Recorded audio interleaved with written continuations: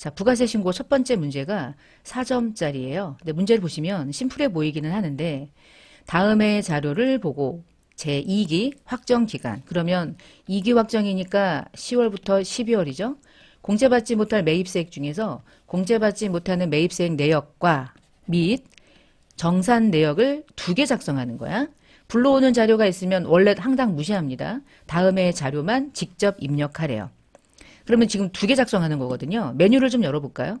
공제받지 못하는 내역서의 메뉴를 열었을 때 여기 부가가치세 공제받지 못할 매입세액 명세서 안에는 관련된 입력할 수 있는 메뉴가 4가지가 있잖아요. 탭이. 하나, 둘, 셋, 넷. 이 중에 보세요. 문제에서 공제받지 못할 매입세액 내역. 요거 말하는 거죠. 이거. 얘랑 정산 만들래요. 요거 2개. 확정이니까. 그러면 재계산은 아니네. 재계산을 만들려고 했을 때는 감가상각하는 자산에 대해서 이미 정산을 했고 직전 과세기간의 면세 비율과 이번 당기의 과세기간의 면세 비율의 5% 이상의 차이가 날 때 다시 하는 게 재계산이죠. 근데 지금은 확정인데 재계산이 아니라 정산이죠. 머릿속에서 얼렁 이런저런 것들을 머릿속으로 막 돌려야지. 뭘 돌리냐? 첫 번째, 공제받지 못할 매입세액 내역을 만들라는 건 세금 계산서를 받은 모든 매입세액이 그 세금 계산서에 관련된 공통 매입세액이 없다는 얘기죠. 전액 다 불공일 때만 넣는 거고 정산은 일부 공제가 되지 않은 면세 비율만큼을 불공으로 계산해서 신고하는데 정산이니까 기본적으로 반드시 뭐가 있을 거냐. 예정신고 때 이미 불공신고한 게 있으니 그걸 차감해서 나머지만 추가로 불공으로 토해내거나 또는 돌려받거나 하는 거죠. 이게 우리가 알고 있는 정상이죠. 자, 지금은 정상과 얘를 하는 겁니다. 얘는 어떨 때 만드는지, 얘는 어떨 때 만드는지 머릿속에서 짜자자자작 그림이 그려져야 돼.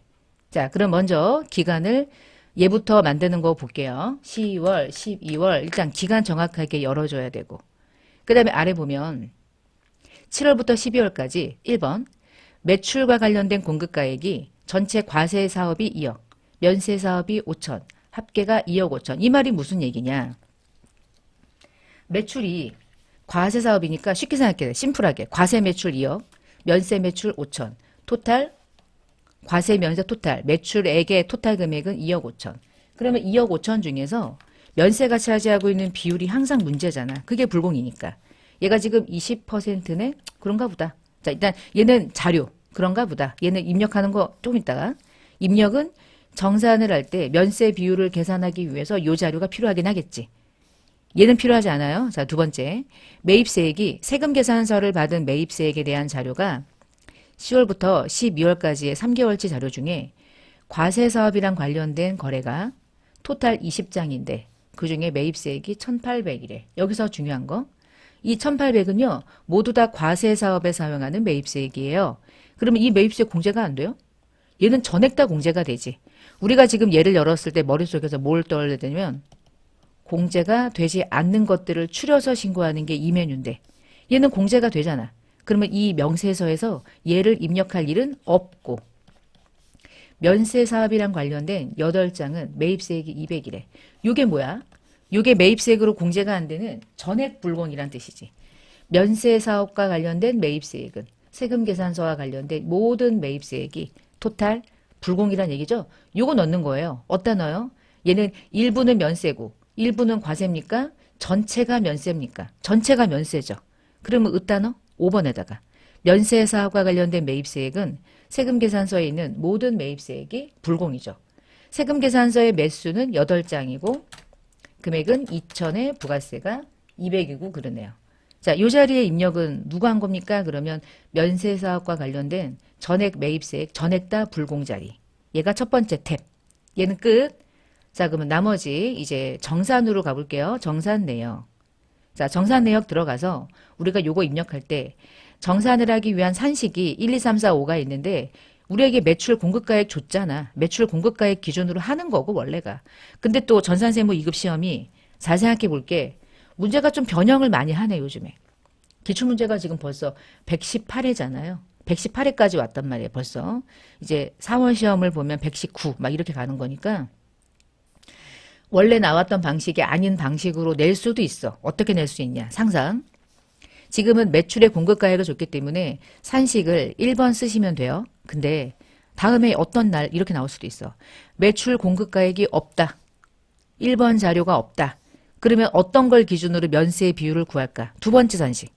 당해 과세 기간에 매입한 금액이 과세 매입과 면세 매입의 금액을 가지고 판단해서 비율을 계산할 수도 있겠지. 지금은 공급가액이 있으니 공급가액으로 가지만 매입가액이 있고 공급가액이 없을 수도 있다는 것도 늘 머릿속에서 생각할 필요는 있어요. 지금 그것까지 생각할 필요는 없죠. 이 문제는.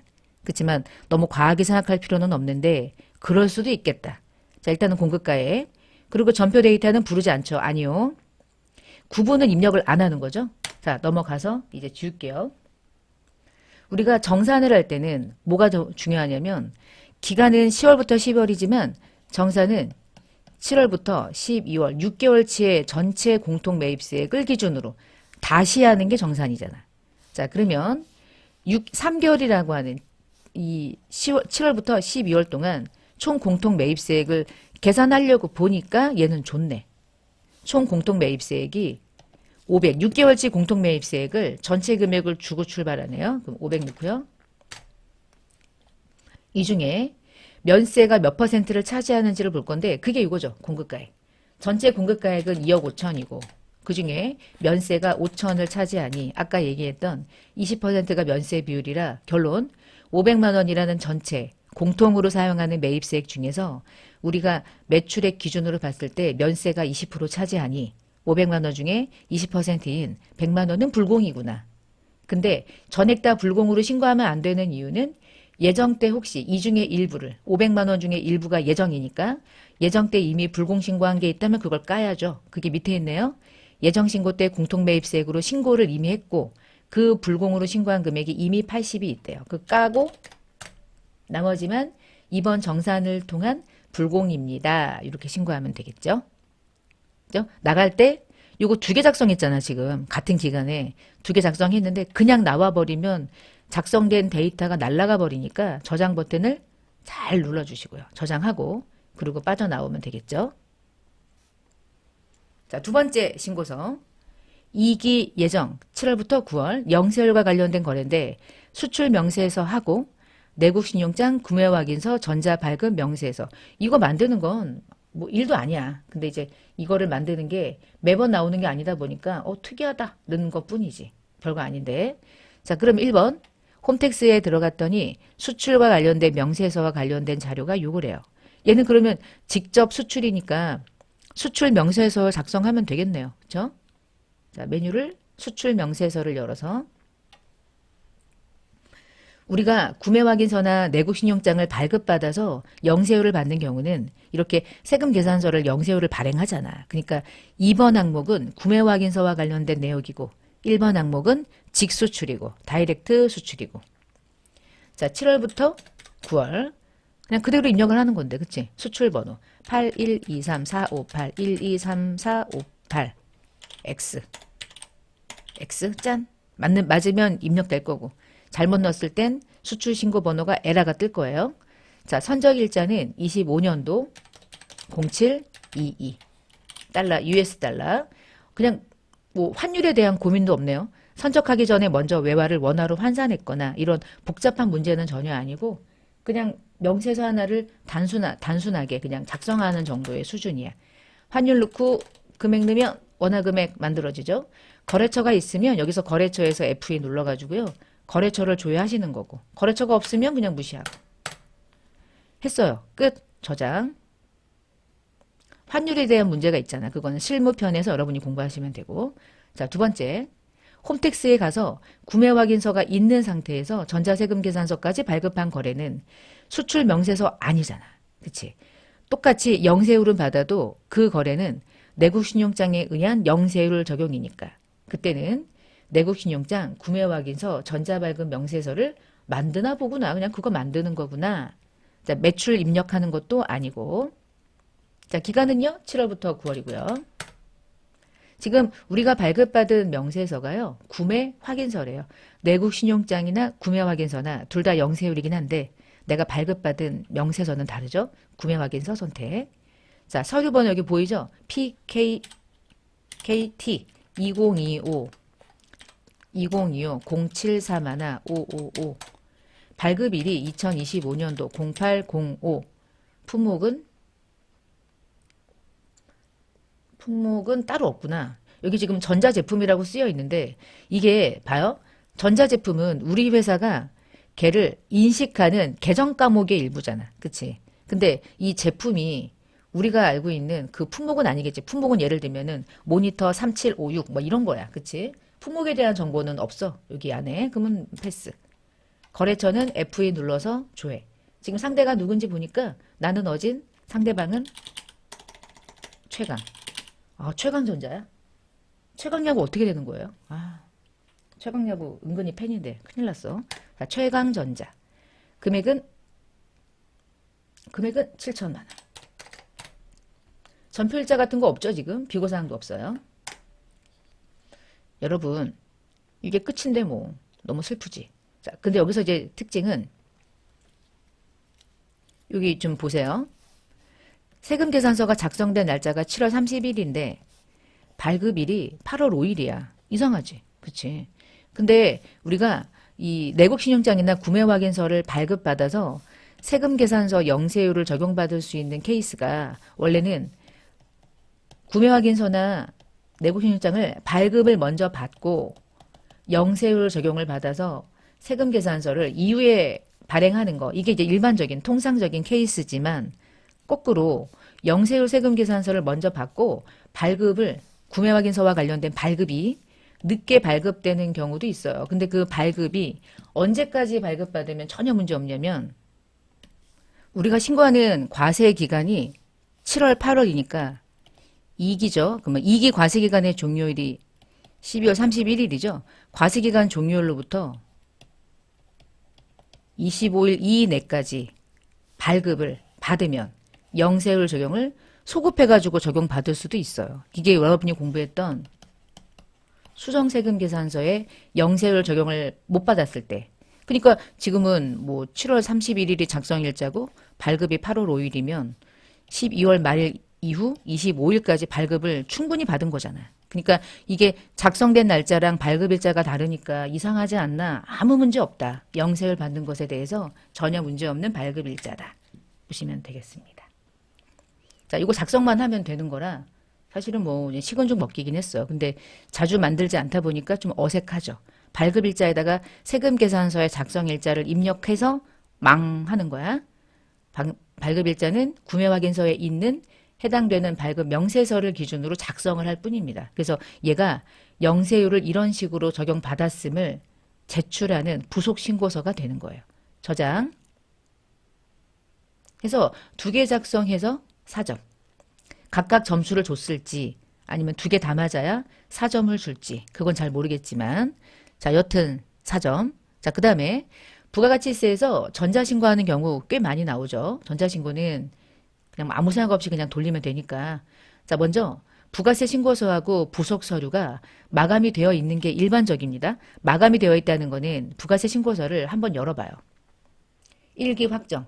4월부터 6월을 그냥 열어보는 거야. 열었더니 정기신고에서 한번 멈추고 들어갔더니 여기 빨간색으로 마감이 떠 있잖아.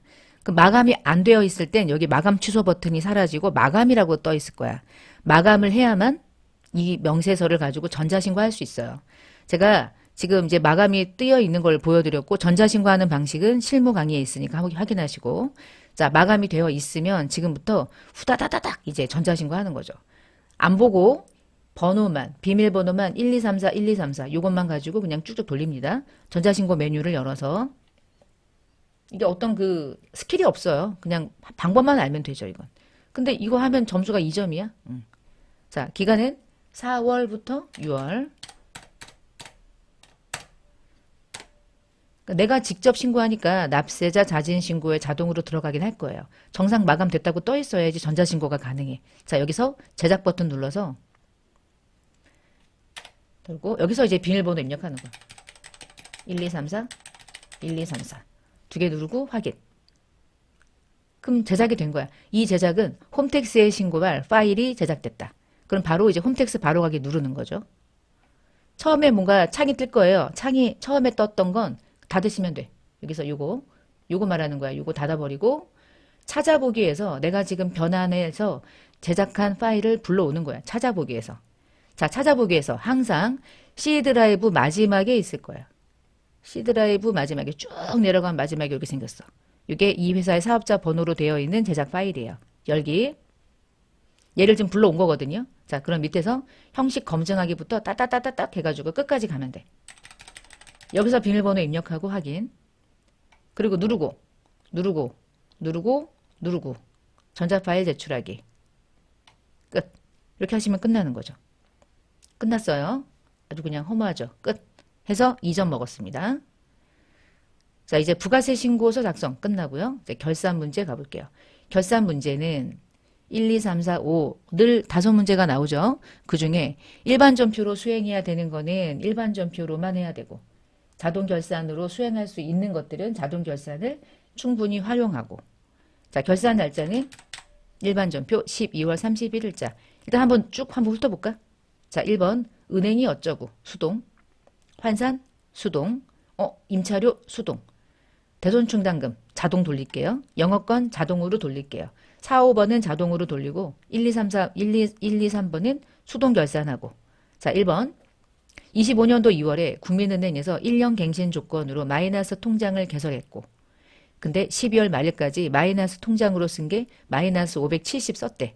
그러면 통장의 잔액이 마이너스로 걸려있는 게 싫으니까 통장의 잔액을 깔끔하게 제로로 만들어 놓고 그 돈은 은행에서 빌린 차입금이라는 계정 과목으로 전환하는 거죠. 대체하는 거예요. 자, 차별에 그 보통 예금만큼 증가. 이때 국민은행이라는 거래처를 걸 것인가 말 것인가. 걸어도 그만 안 걸어도 그만이면 거는 게 낫죠. 국민은행 걸면 어때? 그 세무사의 답안지에는 보통 예금에 은행 안 걸었거든요. 근데 걸면 감점이야? 그런 건 없어. 걸었어? 오케이. 안 걸었어? 그래도 점수 획득. 그러니까 불안하다 싶으면 거래처를 거는 거고 이건 거래처를 거는 게 아마 맞을 거야. 제 생각엔 맞은데 답안지에는 거래처 입력을 안 하는 걸로 답안지가 돼 있습니다. 그러니까 그건 여러분이 판단해서 거래처를 입력해도 전혀 문제 없기 때문에 입력을 해서 안전빵으로 입력을 할 건지 입력을 안 해도 되니까 이 경우에 나도 입력 안 해야지라고 해도 되죠. 둘 다 답입니다. 뭐 개인 성향대로 하시면 돼요. 이거는. 자, 그리고 이 돈을 은행으로부터 1년 만기 갱신이니까 단기 차입금. 은행으로부터 빌린 거잖아. 이때는 은행을 걸어야겠죠? 당연히 걸어야 되죠. 요건. 이때는 은행을 걸고. 그럼 둘 다 걸면 안전하잖아. 얘는 걸고 얘는 안 건다.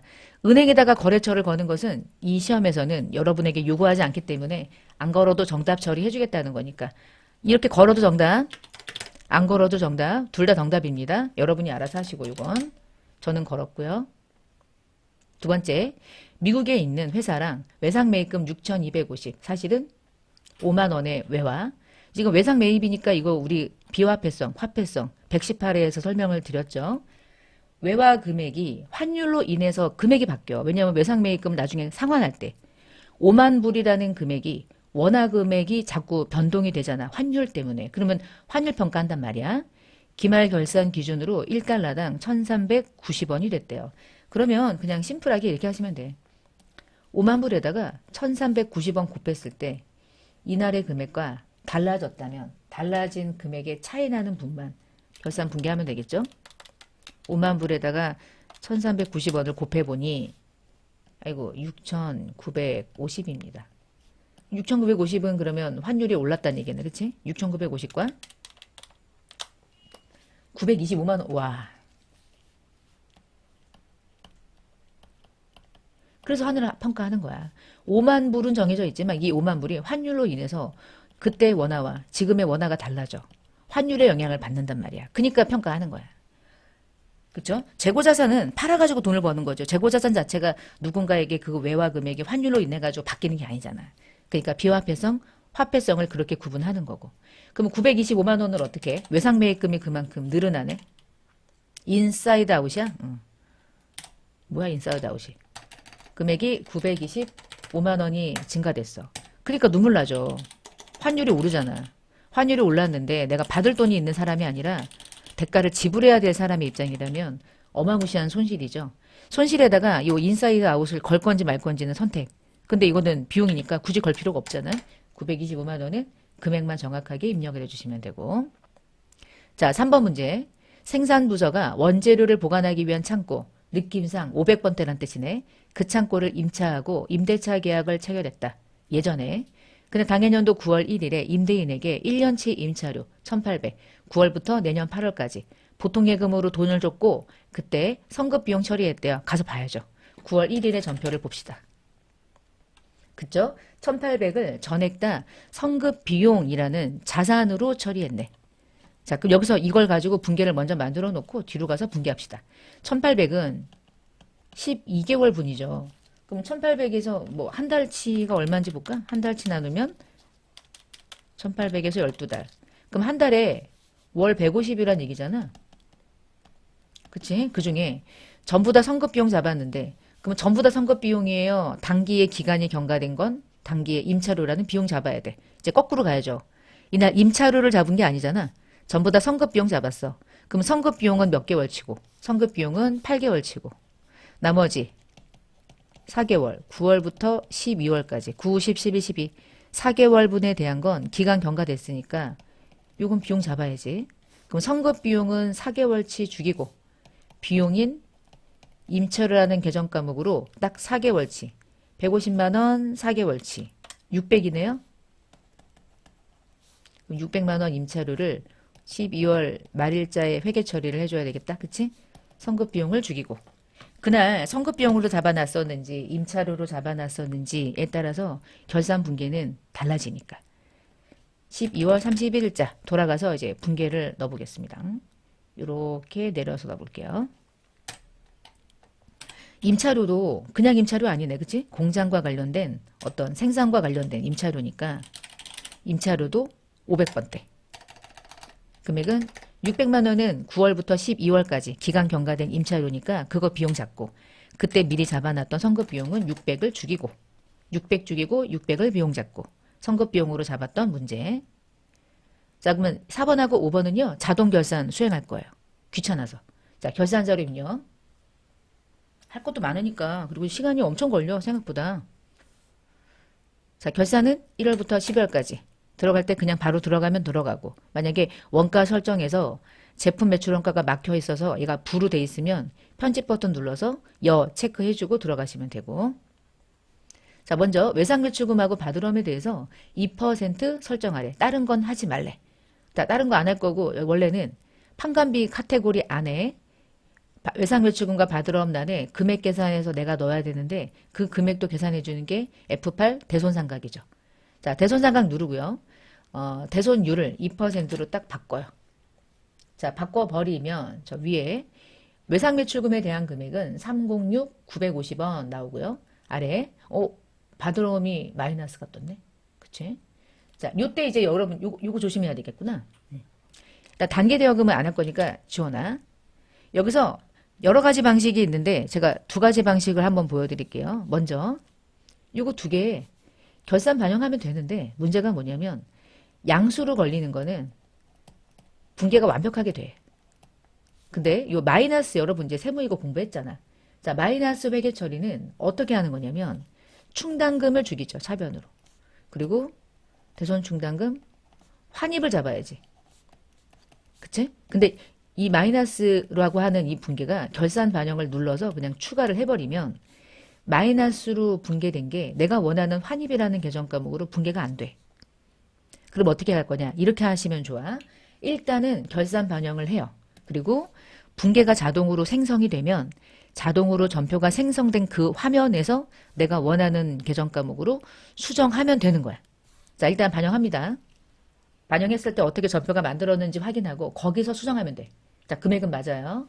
자, 이렇게 일단 돌리고요. 뒤에서 수정할 겁니다. 이건 수정해야 돼요. 전표를. 그 다음에 영업권이요. 영업권은 밑에 무형자산 영업권. 25년도 4월에 취득한 영업권. 취득원가 5,400. 12월 말 회계처리. 5년간 월할 균등상각. 한 달 미만은 한 달로 친다. 그러면 지금 여러분 무형자산이 5,400만 원을 나누기 5년을 일단 하는 거죠. 근데 5년을 하게 되면 상각비가 나오는데 그 5년은 1년 전체인데 우리는 지금 4월에 취득했어. 그러면 12개월 중에 4월부터 포함이 되니까 1, 2, 3을 빼면 되잖아. 1, 2, 3을 빼면 4월부터 9월까지, 12월까지니까 9개월이라는 기간 동안에 영업권만 상각비 반영하면 되겠죠. 자, 금액 계산해 보시면 810만 원이 나올 거예요.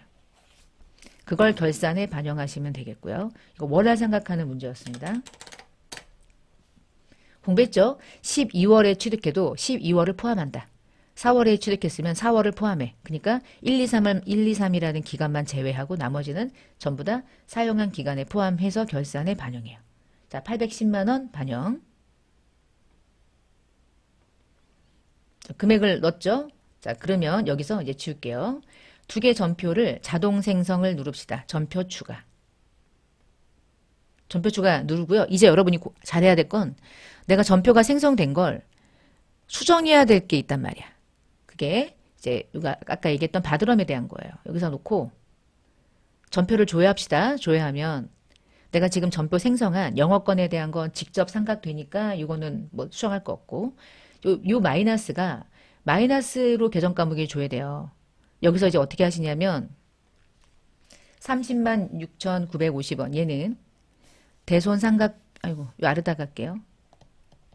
대손상각비 306 950이 걸리고 충당금 306 950 분개하는 거 문제 없어. 자, 근데 마이너스는 대손 충당금을 이만큼 차변으로 반제하고 대손 충당금 환입을 잡아야 되는데 이 환입이 판관비를 차감하는 판관비 계정을 써야 된단 말이야. 자, 그게 있는지 먼저 봐야 돼. 이 문제에서 관건은 여기다가 계정 과목에 올려놓고요. 환입이라고 한번 조회해봅시다. 대손 충당금 환입. 아, 있네. 800번대가 있네. 그럼 이 문제를 출제한 사람의 의도는 판관비 대손 충당금 환입을 걸어놨으니 내가 원하는 이 전표를 입력해라가 답이었던 거야. 자, 어떻게 할 건지 제가 이제 해볼게요. 닫고요. 자, 지금 전표가 이렇게 세 줄로 하나가 세팅이 됐잖아요. 전표가 두 개로 나뉘어지도 이건 상관없어요. 그럼 어떻게 하냐면 삼각비를 수정해요. 요걸 먼저 수정해. 306950 하고 얘를 날려. F5 날려. 날리고 그 밑에 칸에다가 다시 결산 차변 해가지고요. 바드럼에 대한 대손 충당금은 111 코드겠죠? 얘를 걸어서 2364 땡땡땡을 걸고 대변에 결산 대변, 결산 차변, 결산 대변에다가 대손 충당금 많구나. 다시 써야겠구나.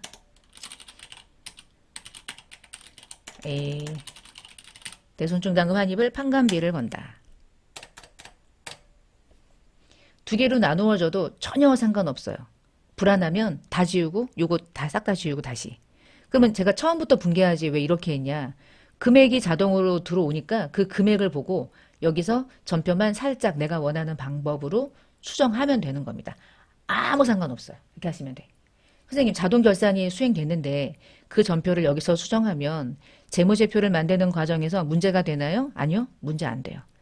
충당금을 한 번에 죽이지 않고 두 개로 나누어서 접고 상각비라는 계정 과목을 대변에 죽이지 않고 환입이라는 계정 과목을 사용해서 전표를 조금 더 구체적으로 입력하는 것뿐입니다. 이렇게 하시면 돼. 답안지를 보니까 이렇게 답을 입력하기를 원했더라고. 근데 이 문제를 출제하는 사람들의 경향이 누가 문제를 내느냐에 따라서 약간 문제가 다른 것 같아. 전산회계 1급 정도의 문제였다면 이렇게 안 해요. 그냥 자동으로 전표가 생성이 된 게 아까 있었죠. 자동 전표. 그냥 그걸 그대로 둔다. 이게 또 답인 경우도 있어. 그러니까 원래는 원칙은 이거라는 건 항상 머릿속에 생각하셔야 돼. 이렇게 해야 되는데 이 문제에서 뒤에 지문이 환입이라는 계정 과목을 굳이 쓰지 않고 자동으로 생성된 걸 쓴다라고 하거나 그냥 상각비가 직접 상각되는 상각비로 차감하는 것을 그대로 회계 처리한다. 자동으로 생성되는 전표를 그대로 유지하는 선에서 입력을 한다라고 하는 어떤 특별한 지문이 있다면 자동으로 전표를 생성했을 때 그 전표를 그대로 두는 경우도 종종 있어요. 근데 얘는 이렇게 했어야 돼. 그러니까 좀 특이했지. 특이할 수 있었고 기출문제가 워낙 외부에 다 여러분이 공개가 돼서 문제를 푸실 때 어떻게 시험이 나왔었는지 다 알고 있기 때문에 문제를 변형할 때가 된 것 같기는 해. 세무 2급이. 그래서 최근에 나왔던 기출문제는 난이도가 조금 있다. 그래서 합격률이 좀 낮아지고 있는 경향을 띠고 있죠. 그 전까지만 해도 합격률이 너무 높아서 문제가 너무 쉬워서 사실은. 그럼 약간씩만 변형하면 학생들이 이제 어려워하는 게 이런 거야. 환입이라는 걸 공부했는데 그 환입을 실기 프로그램을 활용해서 입력하는 문제가 많이 나오지 않았었기 때문에 이거를 바로 적용하려면 괜히 이제 어색하고 헷갈리죠. 방법도 헷갈리고. 자, 환입에 대한 회계 처리까지 하는 117의 기출 문제가 되겠습니다.